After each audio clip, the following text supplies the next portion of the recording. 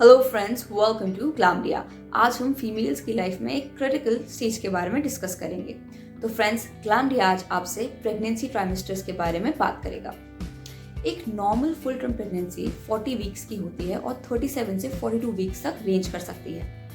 ये period 3 trimesters में divide होते हैं। हर एक ट्राइमेस्टर 12 से 14 वीक्स तक लास्ट करता है, यानी कुछ 3 महीने।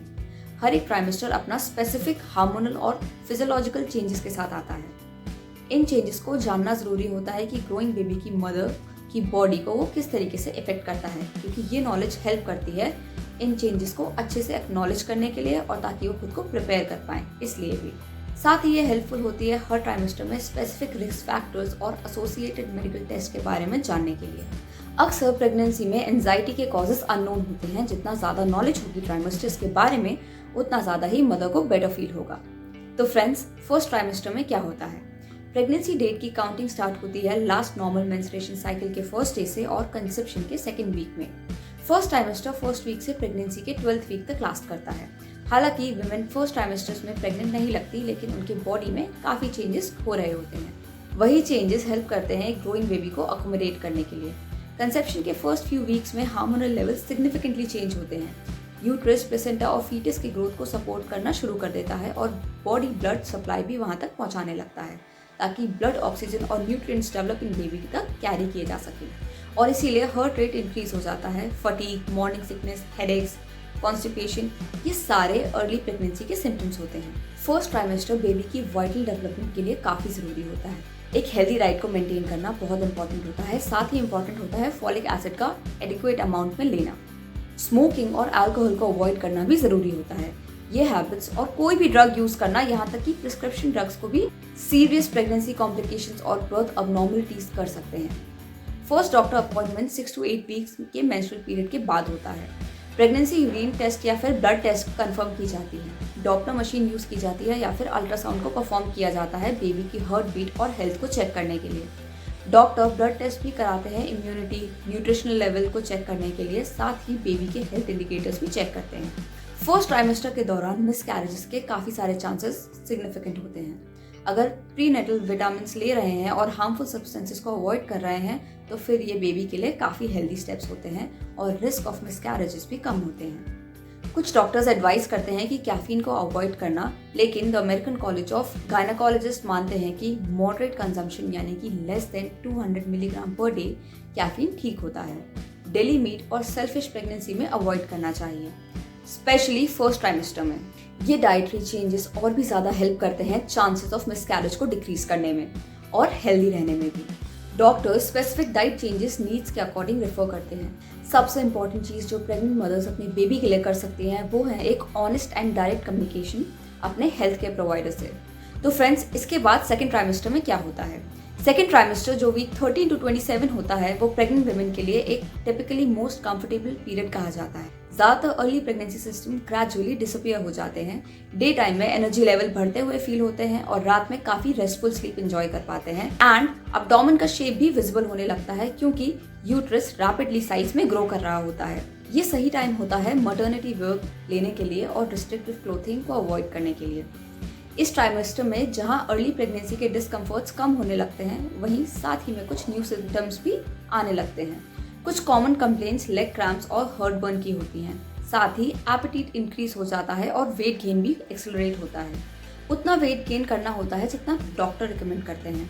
इस टाइम में वॉक्स पर जाएं, हेल्दी न्यूट्रिएंट डेंस फूड्स खाएं और डॉक्टर से हर विजिट पे अपने वेट के बारे में डिस्कस करें। वैरिकोज वीन्स, बैक एक्स और नेजल कंजेशन अक्सर नजर आएंगे। सेकेंड ट्राइमेस्टर में ज़्यादातर प्रेग्नेंट वुमेन बेबी को मूव करते हुए फील कर पाती हैं फॉर द फर्स्ट टाइम, जो यूजुअली 20 वीक्स में होता है।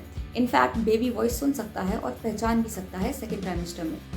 कुछ स्क्रीनिंग टेस्ट किए जाते हैं सेकेंड ट्राइमेस्टर में डॉक्टर से मेडिकल हिस्ट्री से जुड़े, फैमिली हिस्ट्री से जुड़े या फिर जेनेटिक इश्यूज शेयर करने के लिए वो भी डॉक्टर्स आपको रिकमेंड करते हैं, जिससे बेबी और मदर की हेल्थ पे कोई रिस्क ना आए। एक एनाटॉमी अल्ट्रासाउंड भी किया जाता है वीक 18 to 22 के बीच में। इस वीक में बेबी के बॉडी पार्ट्स मेजर और असेस किए जाते हैं, ये देखने के लिए कि सब नॉर्मली फंक्शन कर रहा है कि नहीं। इन बॉडी पार्ट्स में आते हैं हार्ट, लंग्स, किडनी और ब्रेन। सेकेंड ट्राइमेस्टर में डॉक्टर टेस्ट करते हैं गेस्टेशनल डायबिटीज़ के लिए।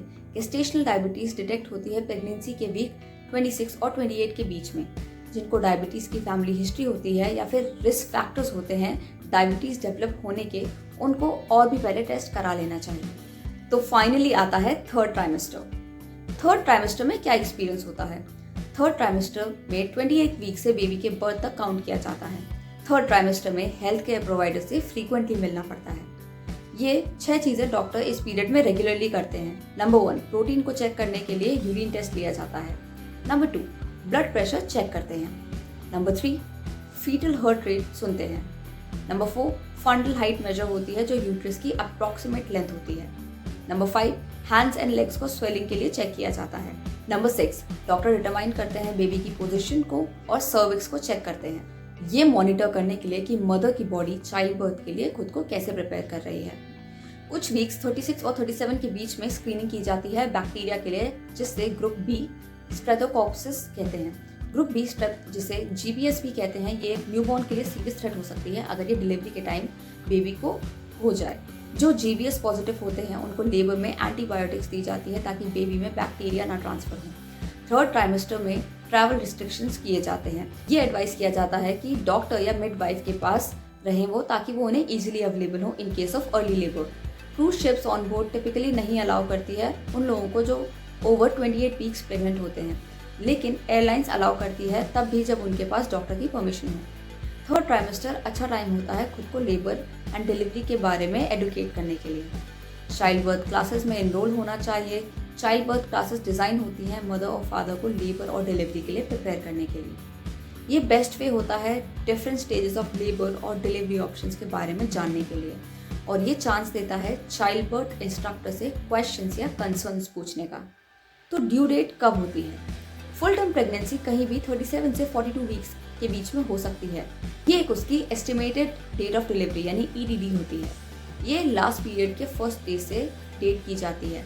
डेटिंग सिस्टम उन लोगों के लिए वर्क करता है जिनकी फेयरली रेगुलर मेंस्ट्रुअल साइकिल होती है, लेकिन जिनको इरेगुलर पीरियड्स होते हैं तो उनके लिए डेटिंग सिस्टम इतना अच्छा वर्क नहीं करता।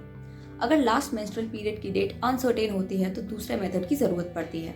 एंड ईडीडी को डिटरमाइन करने के लिए फर्स्ट ट्राइमेस्टर में अल्ट्रासाउंड कराना ड्यू डेट को डिटरमाइन करने के लिए नेक्स्ट मोस्ट एक्यूरेट मेथड होता है, क्योंकि अर्ली फीटल डेवलपमेंट सेम और फेयरली रेगुलर होती है सबकी प्रेगनेंसीज में। तो फ्रेंड्स, आई होप आपको तीनों ट्राइमेस्टर्स के बारे में पता चला होगा और काफ़ी नॉलेज मिली होगी। इस इन्फॉर्मेशन को अपने फ्रेंड्स और फैमिली के साथ शेयर करें, स्पेशली प्रेग्नेंट मदर्स के साथ, और उन्हें भी एडुकेट करें। मैं आपसे मिलूंगी अगले वीडियो में। तब तक के लिए take care, stay healthy, regards ग्लैमलिया।